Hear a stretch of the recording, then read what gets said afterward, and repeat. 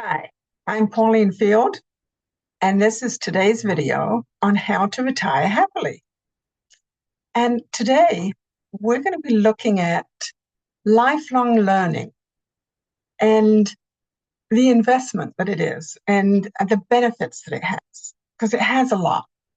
And I remember hearing, even when I was young, I heard people who were maybe my age, because they seemed old when I was young, who said, when we stop learning, we're pushing up daisies.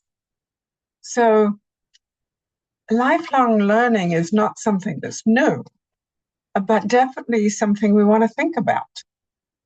And why? Let's look at why. Well, because it keeps us sharp. It's a way to maintain our cognitive functioning so that we can solve problems easier and our memory will continue to be good. It helps us when we learn. It helps us to be more adaptable to the changing world. There are always new technologies coming along, and being able to stay relevant in this ever-changing world is it's a task for sure. And so if we take it on to keep learning, we can stay relevant. And it really can enhance the quality of our life. It can enrich it. It can possibly open new doors to a new hobby or even a new career if that's what you're looking for. And there's lots of places to learn new things, both intellectual and practical. So there's plenty of online courses and workshops. There's local classes and lectures. I have taught about retirement through OLLI, which is OSHA Lifelong Learning Institute, and they have 125 chapters throughout the country at local universities where they meet online or in person. Maybe some are only in person, maybe some are only online, but they probably have both, like the one where I did my courses. What about book clubs and discussion groups? I had never been part of a book club until maybe a year or so ago. And it's wonderful because you get to read books. I get to read books that I probably wouldn't have thought to read.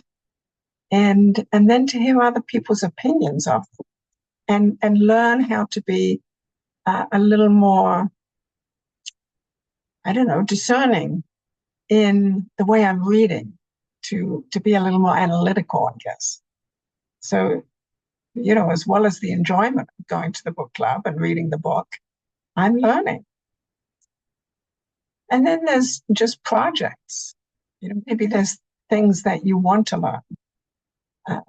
I talked in another video about learning about your heritage. Maybe that's something you want to take on.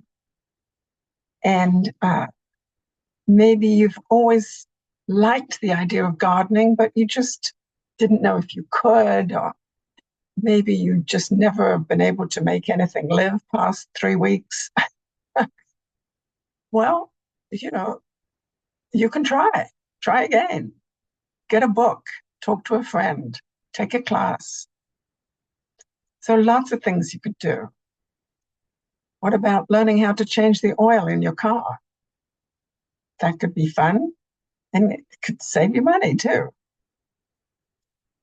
So, I guess the key is to have a learning mindset.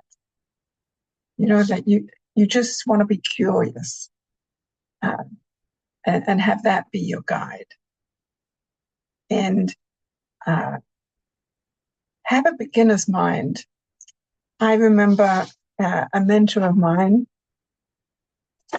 who would get all kinds of great information from people. And I asked her about it, and she said, I try and be like a 2-year-old because 2-year-olds have so many questions. Well, why did this happen? And you explain it to them. But why? And then you explain some more. Well, how come? And they just keep asking questions until they finally run out of them. But it's great. I try and do that. I try and take that up. It's like, what other questions can I ask so I can get clear?